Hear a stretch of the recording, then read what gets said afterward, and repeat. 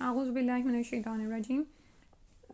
جنت کا بیان میں آج ہم نے پڑھنا ہے طعام اہل الجنتی و شرابہم، اہل جنت کا کھانا اور ان کا پینا۔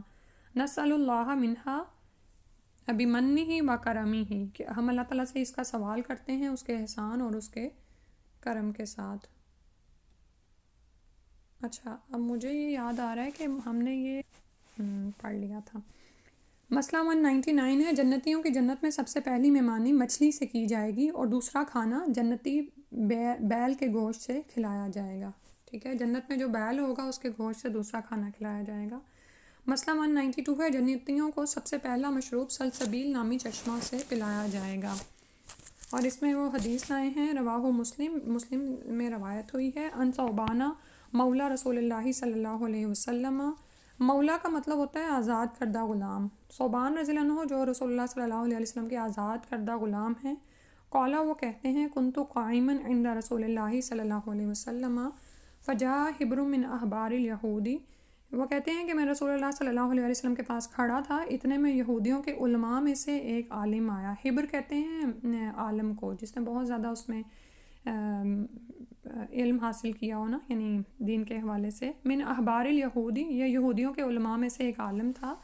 فقالا، تو اس نے کہا، این یکون الناس یوم تبدل الارض غیر الارض والسماوات۔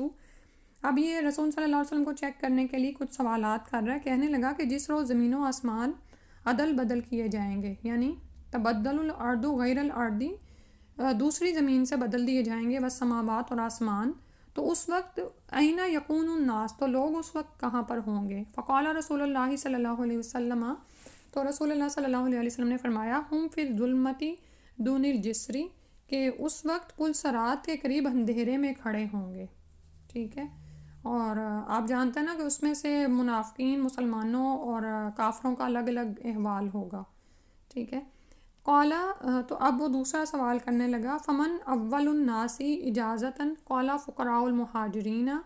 رسول اکرم صلی اللہ علیہ وسلم اب یہ پوچھنے لگا کہ پل صراط کو سب سے پہلے کون لوگ عبور کریں گے؟ آپ صلی اللہ علیہ وسلم نے ارشاد فرمایا، تنگ دست مہاجرین، یعنی جو مکہ سے مدینہ ہجرت کرنے والے ہیں، اور ظاہر ہے یہ انہوں نے اس زمانے میں ہجرت کی تھی جب ابھی اسلام نے غلبہ حاصل نہیں کیا تھا۔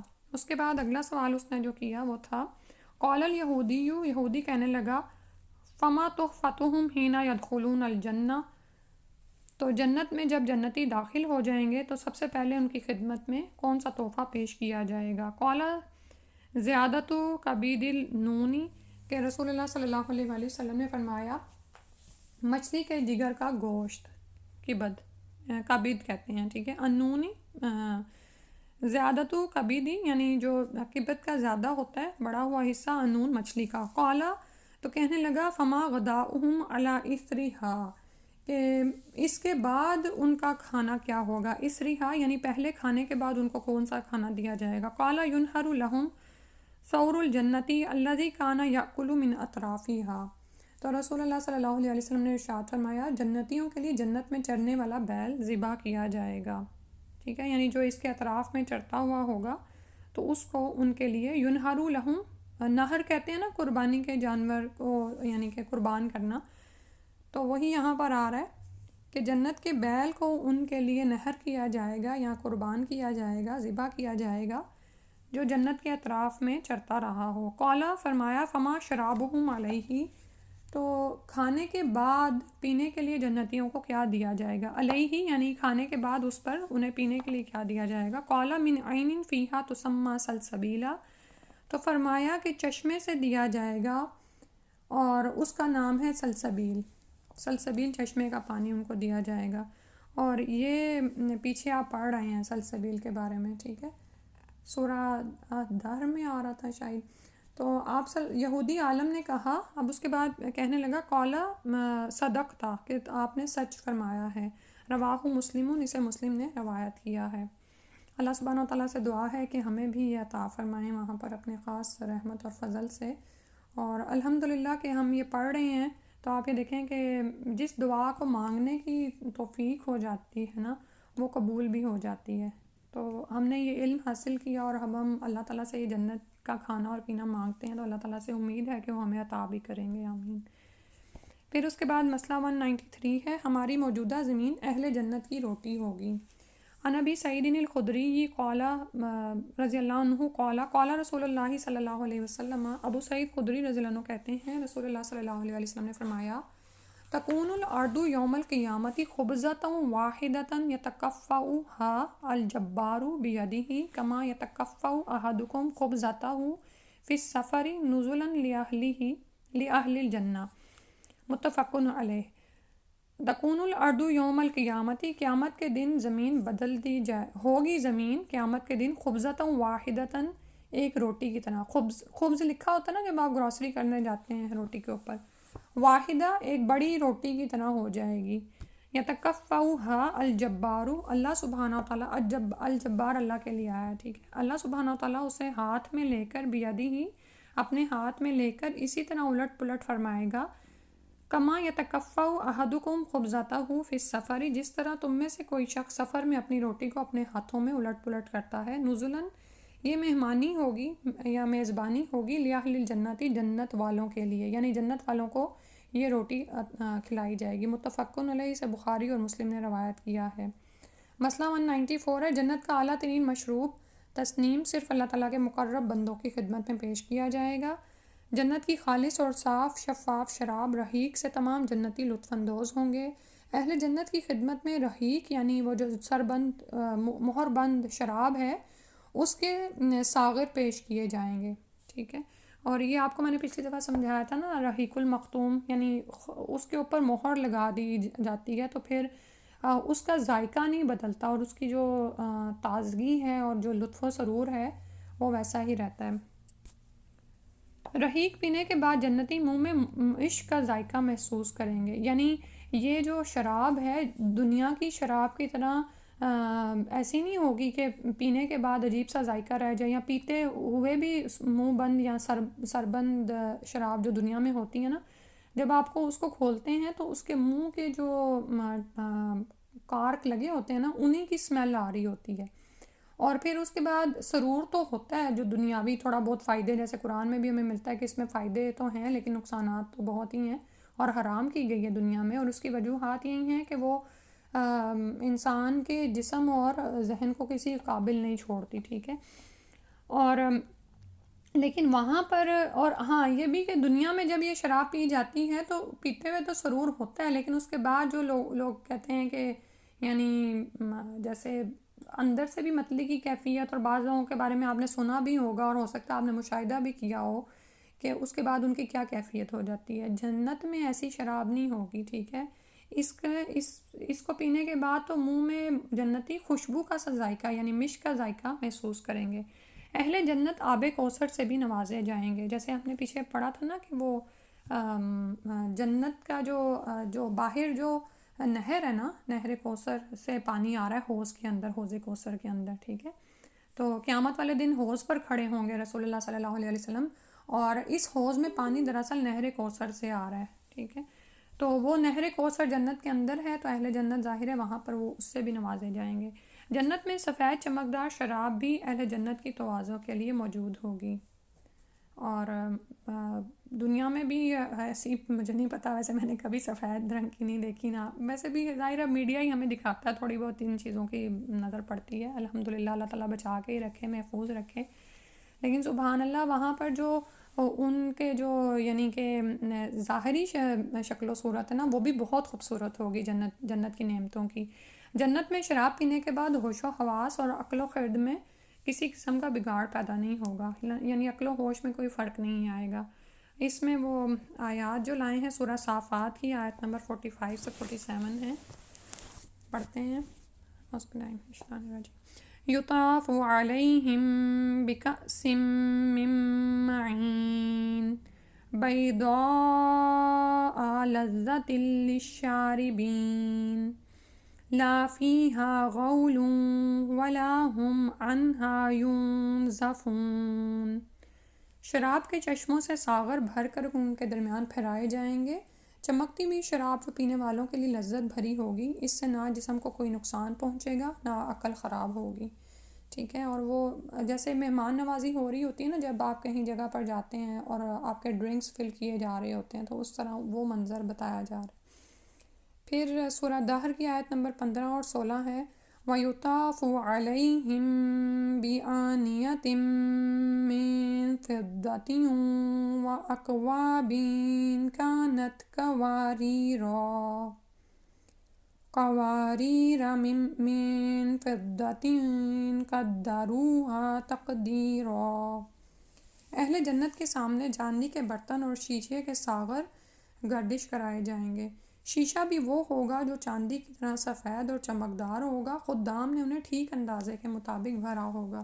بہت ہی خوبصورت بات ہے کہ آپ یہ دیکھیں کہ میری نظر میں تو ابھی تک ایسی کوئی چاندی گزری نہیں جو شیشے کی طرح صاف شفاف ہو، یعنی چاندی کے برتن ہوں گے اور شیشے کے ساغر، اور شیشہ بھی وہ ہوگا جو چاندی کی طرح سفید اور چمکدار ہوگا، اور خدام نے انہیں بالکل ٹھیک اندازے کے مطابق بھرا ہوا ہوگا کہ دنیا میں آپ یہ دیکھیں کہ آپ کے مزاج کو جو سمجھ جاتے ہیں غلام، وہ تو آپ کی مرضی کے مطابق کام کر رہے ہوتے ہیں، لیکن جہاں پر آپ کہیں نئی جگہ پر جاتے ہیں تو وہ لوگ آپ کو نہیں جانتے ہوتے، وہ بار بار پوچھتے ہیں اچھا کتنا چاہیے، کتنا بھر دیں، یہ سارا کچھ چل رہا ہوتا ہے، ٹھیک ہے۔ اور بعض اوقات آپ گھر میں کسی کام میں مصروف ہوتے ہیں تو اب آپ کو ڈرنک چاہیے، لیکن جو لے کے آتا ہے وہ آپ کے طبیعت کے مطابق نہیں ہوتا، اس مقدار میں کے مطابق نہیں ہوتا جتنی آپ کو چاہیے ہوتی ہے۔ اور بعض اوقات تو لوگ اس پہ بہت انوئے سے ہو جاتے ہیں کہ اپنے غلاموں کو ڈانٹتے بھی ہیں کہ تمہیں بتایا تو تھا کتنا لے کے آنا ہے۔ تو جنت میں ایسا کچھ بھی نہیں ہے، جنت میں ہر چیز خواہش کے مطابق ہے، جو آپ چاہیں گے انہوں نے یعنی خادموں نے ان کو ٹھیک اندازے کے مطابق بھرا ہوگا، جس کو جتنا چاہیے ہوگا اور جتنی اس وقت اس کو طلب ہوگی اس کے مطابق اس کو پیش کر دیا جائے گا۔ اہل جنت کی خدمت میں شراب طہور کے جام پیش کیے جائیں گے۔ اہل جنت کو ایسی شراب پلائی جائے گی جس میں سونٹ کی آمیزش ہوگی، ادرک جو ہوتا نا جو ملتا جلتا اس سے۔ اہل جنت کی خدمت میں ایسی شراب کے ساغر بھی پیش کیے جائیں گے جس میں کافور کی آمیزش ہوگی، ٹھیک ہے۔ یہ خوشبوئیں ہیں اور ان کے ہی نام بتائے جا رہے ہیں۔ اہل جنت کے پینے کے لیے میٹھے پانی، خوش ذائقہ دودھ، لذیذ شراب اور صاف و شفاف شہد کی نہریں بھی موجود ہوں گی۔ اس کے بارے میں آپ پیچھے بھی پڑھ رہے ہیں، ٹھیک ہے، کہ وہاں پر 4 طرح کے سمندر ہیں، پانی، دودھ، شراب اور شہد کے، اور انہی میں سے جنتی اپنی مرضی سے نہریں بہا لے جائیں گے۔ رواں دواں چشموں کے پانیوں سے بھی اہل جنت لطف اندوز ہوں گے، جیسے سورہ غاشیہ میں آتا ہے فیہا عین جاریہ، جنت میں رواں دواں چشمے بہتے ہوں گے۔ جنت میں شراب پینے سے جنتیوں کا سر چکرائے گا، نہ عقل میں فطور آئے گا۔ اہل جنت کے پسندیدہ پھل حسب خواہش بکثرت ان کی خدمت میں پیش کیے جائیں گے۔ اچھا، پھلوں سے مجھے ایک دم سے اپنی یعنی میں بھی آپ بھی یہ محسوس کرتی ہوں کہ گھروں میں پھل ہوتے ہیں لیکن بچے تو کھا نہیں رہے ہوتے، انہیں تو کاٹ کے دینے پڑتے ہیں، سبحان اللہ۔ اور ہم خواتین کو بعض اوقات اس لیے نہیں وقت مل پا رہا ہوتا کہ ہم مصروف بہت ہوتی ہیں، کوئی اگر کاٹ کے رکھتے تو ہم کھا رہے ہوتے ہیں۔ تو جب بھی دنیا میں کوئی چیز تنگی میں مبتلا کرے یا کوئی یعنی ہوتا ہے نا کہ بعض اوقات ہم انسان ہیں، کاموں کا بوجھ ہوتا ہے یا ہم آگے بڑھ رہے ہیں لیکن کوئی نہ کوئی چیز الجھن میں ڈال دیتی ہے، تو پھر ہم یہ علم کیوں حاصل کریں تاکہ ہمارے اندر وہاں کے لیے ایک دوڑ لگ جائے، ٹھیک ہے۔ فَلْيَتَنَافَسِ الْمُتَنَافِسُونَ، کہ وہ لوگ جو آگے بڑھنے کے شوقین ہیں انہیں چاہیے کہ وہ جنتوں کی نعمتوں کے لیے دوڑ لگائیں، ٹھیک ہے۔ تو پسندیدہ پھل حسب خواہش بکثرت ان کی خدمت میں پیش کیے جائیں گے، جیسا پھل جس موسم کے مطابق جو طبیعت کو بھا رہا ہوگا وہاں پر۔ اب آپ یہ دیکھیں کہ دنیا میں ہی پھلوں کی اتنی زیادہ اقسام ہیں، ہر موسم کے مطابق ہے، ہر طبیعت کے لیے ہے، مختلف بیماریوں کا بھی ان میں علاج ہے اور بے شمار فوائد ہیں، لیکن اتنا وقت ہی نہیں ہوتا کہ ہم انہیں ان کی فوائد کے مطابق کھا سکیں، ٹھیک ہے۔ لیکن وہاں پر پسندیدہ پھل ہیں حسب خواہش اور بہت زیادہ ہیں۔ من پسند پرندوں کا بھنا ہوا گوشت بھی لذت دہن کے لیے موجود ہوگا، ٹھیک ہے۔ اور پرندوں کے گوشت کا بھی وہی صورتحال ہے کہ یعنی دنیا میں تو چھوٹے چھوٹے پرندے اور پھر اتنا ٹائم نہیں ہوتا کہ انسان ان کو کھائے، لیکن وہ بہت لذیذ گوشت ہوتا ہے، اور جنت کی نعمتوں کا تو کیا ہی کہنا۔ اور اس میں آیات آئی ہیں یطوف علیہم ولدان مخلدون باکواب واباریق وکأس من معین، لا يصدعون لا يصدعون عنها ولا ينزفون وفاكهة مما يتخيرون ولحم طير مما يشتهون۔ اہل جنت کی خدمت کے لیے ابدی لڑکے ایک ہی عمر کے رہنے والے، ابدی لڑکے یعنی وہ ہمیشہ لڑکے ہی رہیں گے، بوڑھے نہیں ہوں گے، صاف ستھری شراب سے لبریز ساغر اور مینا لیے دوڑتے پھر رہے ہوں گے، ٹھیک ہے۔ مختلف یہ برتنوں کا بتایا جا رہا ہے جسے پی کر نہ ان کا سر چکرائے گا، نہ ان کی عقل میں فطور آئے گا، اور وہ ان کے سامنے طرح طرح کی لذیذ پھل پیش کریں گے جسے چاہیں چن لیں، اور پرندوں کے گوشت پیش کریں گے کہ جس پرندے کا گوشت چاہے استعمال کریں۔ سورہ واقعہ آیات 17 سے 21 تک ہیں۔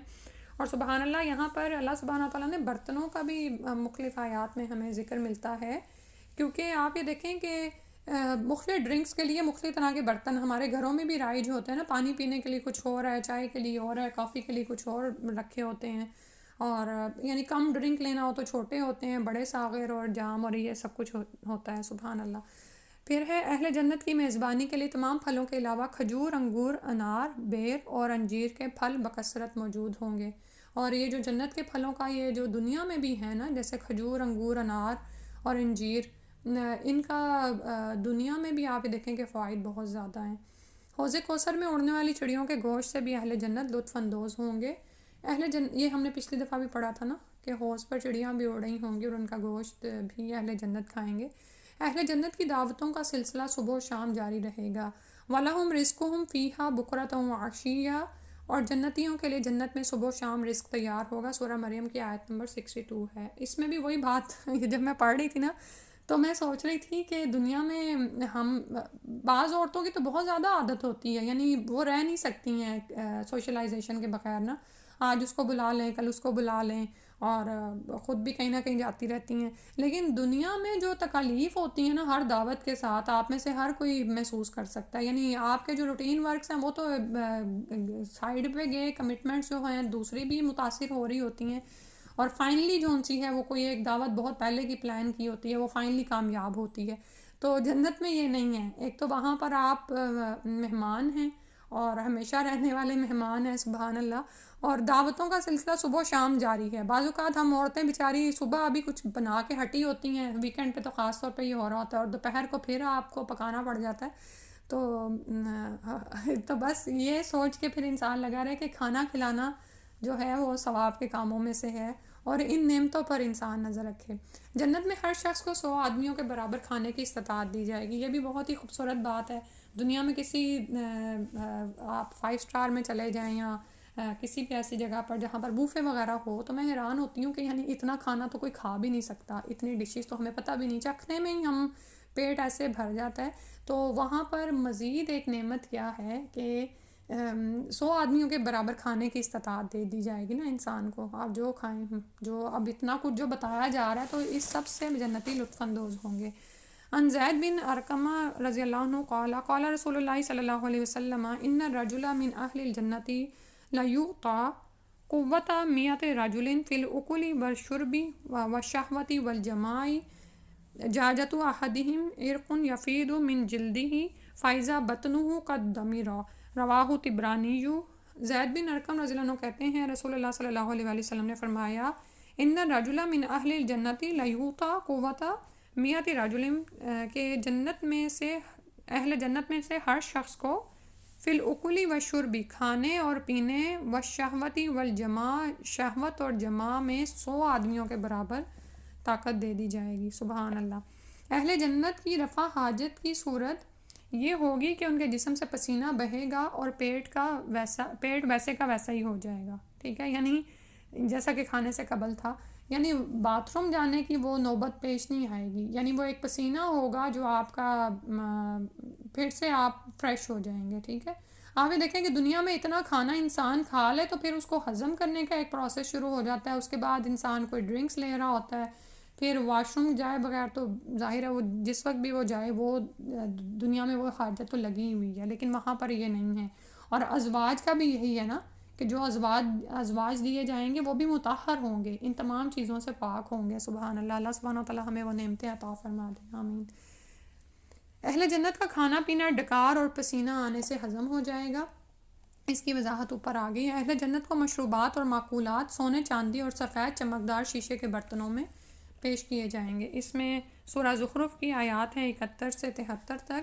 یطاف علیہم بصفاف من ذہب واکواب وفیہا ما تشتہیہ الانفس وتلذ الاعین وانتم فیہا خالدون وَتِلْكَ الْجَنَّةُ الَّتِي أُورِثْتُمُوهَا بِمَا كُنْتُمْ تَعْمَلُونَ لَكُمْ فِيهَا فَاكِهَةٌ كَثِيرَةٌ مِّنْهَا تَأْكُلُونَ۔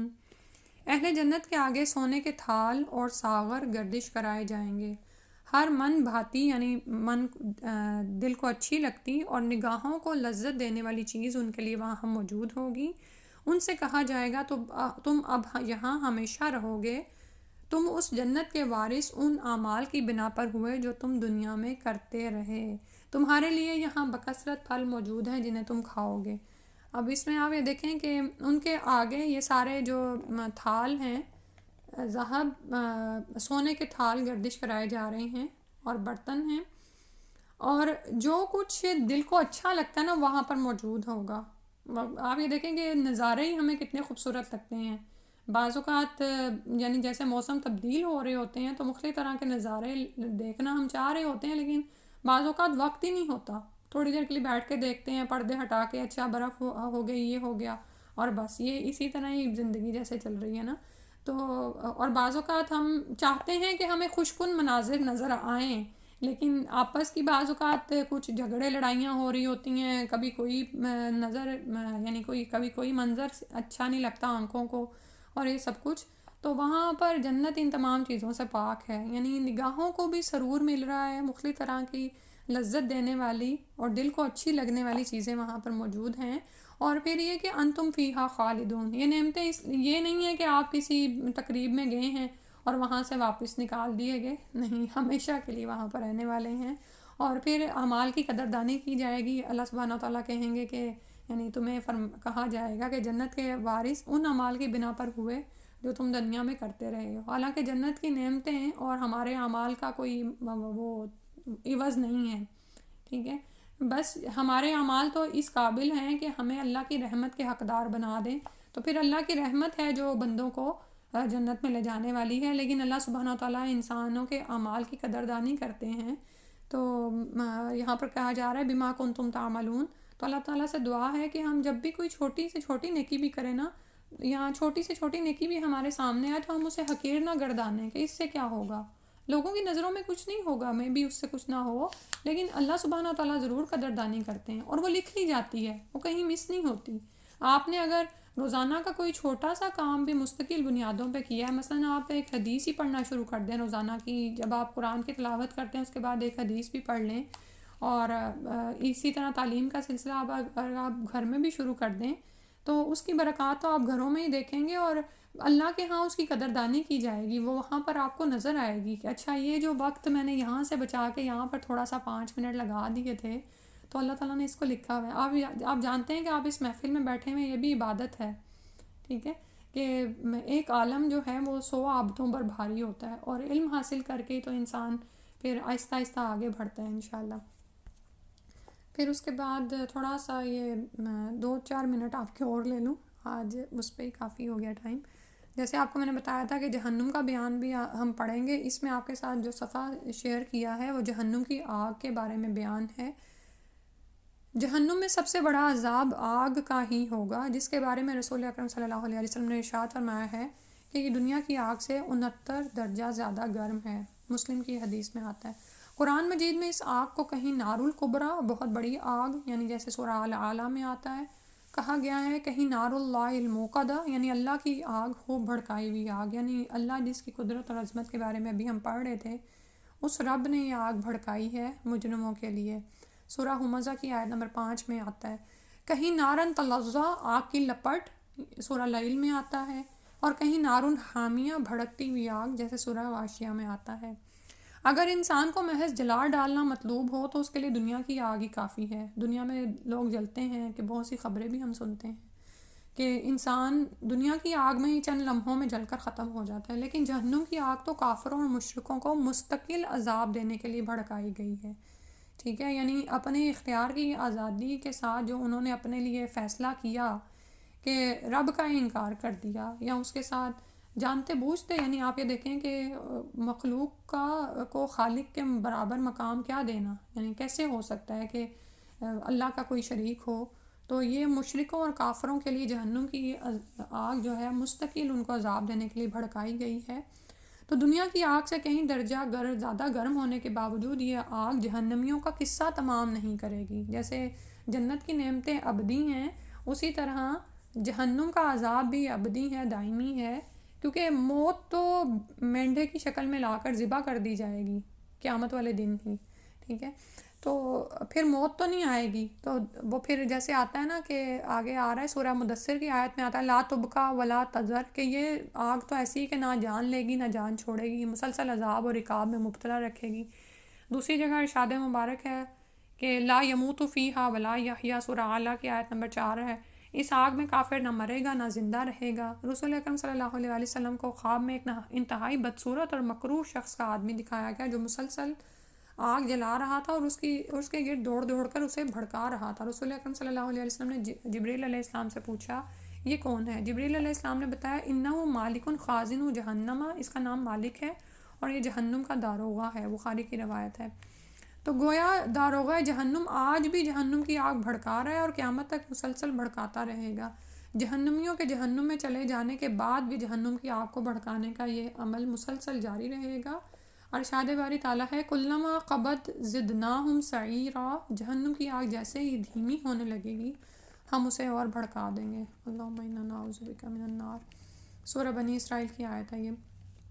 جہنم کی آگ کتنی گرم ہوگی اس کا ٹھیک اندازہ لگانا تو مشکل ہے، لیکن رسول اکرم صلی اللہ علیہ وسلم کے اس ارشاد مبارک کی روشنی میں کہ جہنم کی آگ دنیا کی آگ سے 69 ٹائم زیادہ گرم ہے، اس کا سادہ سا اندازہ اس طرح لگایا جا سکتا ہے کہ دنیا کی آگ کا اگر کم از کم درجہ حرارت 2000 ڈگری سینٹی گریڈ شمار کیا جائے تو جہنم کی آگ کا درجہ حرارت 1,38,000 ڈگری سینٹی گریڈ ہوگا. اللہ تعالیٰ رحم فرما دے ہم پر. اور وہی بات کہ ہم اگر یہ پڑھ رہے ہیں، علم حاصل کر رہے ہیں تو تاکہ عمل کے وقت کام آئے. بعض اوقات ہم خود تو بچ رہے ہوتے ہیں لیکن لوگ ہمیں کچھ ان اعمال کی طرف گھسیٹ رہے ہوتے ہیں جن سے ہم بچنا چاہتے ہیں، ٹھیک ہے، لیکن ڈرتے ہیں ہم لوگوں سے نا. تو شروع میں ہی آج ہم نے جو دعا پڑھی، اللہ سبحانہ وتعالیٰ ہمیں اپنا ڈر عطا فرما دے اور ہم لوگوں سے ڈرنا چھوڑ دیں اور ان عذابوں کو اور ان کو نہ بھولیں کہ اللہ کے ہاں تو پکڑ ہوگی نا، تو پھر اس سے بچنا ہے انشاءاللہ. تو آج اتنا ہی پڑھ لیتے ہیں کیونکہ 12 بج گئے ہیں. سبحانک اللہم و بحمدک اشہد ان لا الہ الا انت استغفرک و اتوب الیک. السلام علیکم ورحمۃ اللہ. اللہم انا نسألک الجنۃ الفردوس و نعوذ بک من النار. اللہم انا نسألک الجنۃ الفردوس و نعوذ بک من النار. اللہم انا نسألک الجنۃ الفردوس و نعوذ بک من النار. جزاک اللہ خیر.